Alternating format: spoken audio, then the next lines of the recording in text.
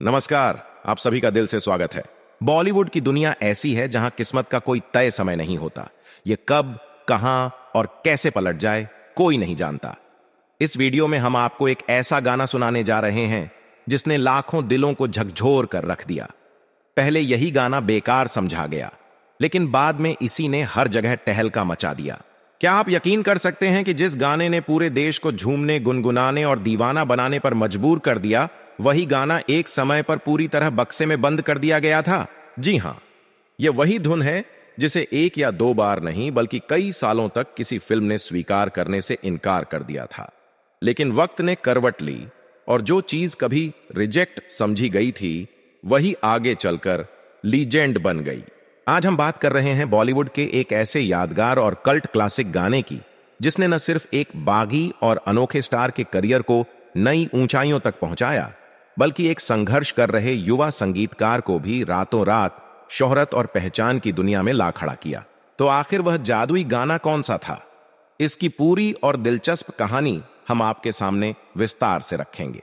लेकिन उससे पहले अगर आपको ऐसी सच्ची, दिलचस्प और प्रेरणादायक फिल्मी कहानियां पसंद हैं तो चैनल को सब्सक्राइब करना न भूलें और बेल आइकन जरूर दबाएं ताकि हर नई कहानी आप तक सबसे पहले पहुंच सके।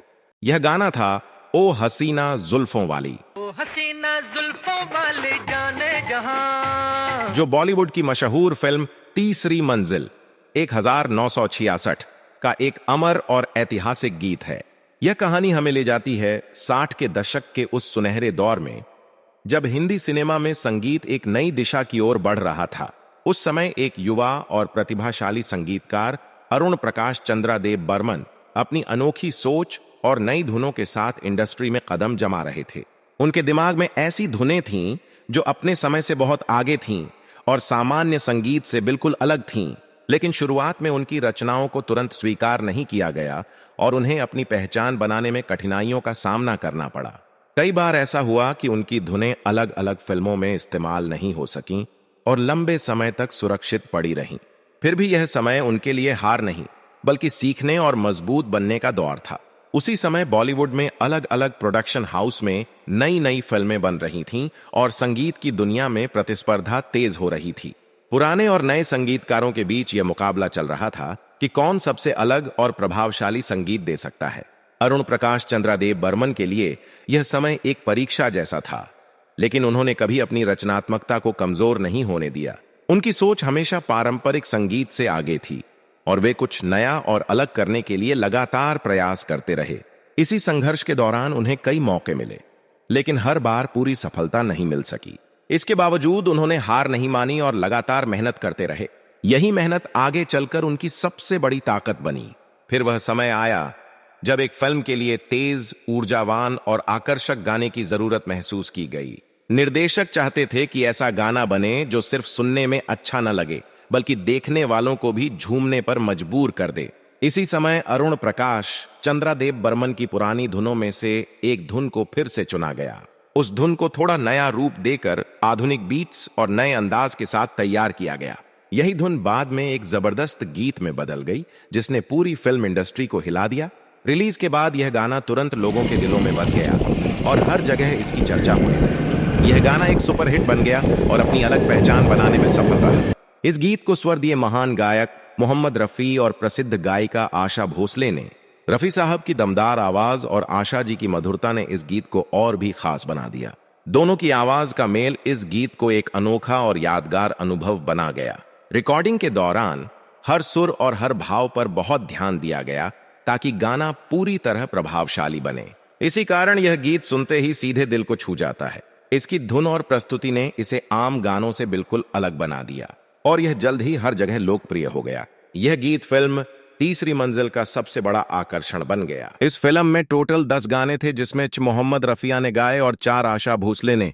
तुमने मुझे देखा दीवाना ऐसा नहीं, आजा आजा ओ हसीना जुल्फों वाले जाने जहां, ये लड़का है अल्लाह कैसा है दीवाना। है वही आगे चलकर इतिहास बन जाती है।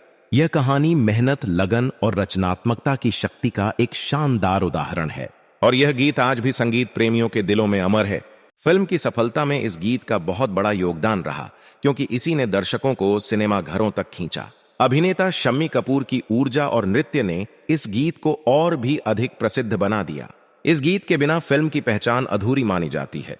यह केवल एक गीत नहीं बल्कि एक पूरे सिनेमाई अनुभव का हिस्सा बन गया। आज भी हर उम्र के लोग इसे सुनना पसंद करते हैं और यह गीत आज भी एक क्लासिक के रूप में जीवित है। अरुण प्रकाश चंद्रादेव बर्मन के लिए यह गीत उनके करियर का एक बड़ा मोड़ साबित हुआ। इसने उन्हें इंडस्ट्री में एक मजबूत पहचान और नई ऊंचाइयां दी।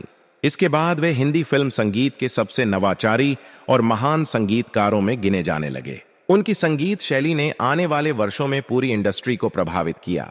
यह साबित हुआ कि जो चीज शुरुआत में अस्वीकार होती। प्यारे दोस्तों, मोहम्मद रफ़ी ने अपनी ज़िंदगी में बेशुमार गाने गाए जो रातों रात सुपरहिट हो गए, लेकिन मोहम्मद रफ़ी के कुछ ऐसे भी गाने थे जो फ़ौरन मकबूल नहीं हुए बल्कि बाद में मकबूल हुए।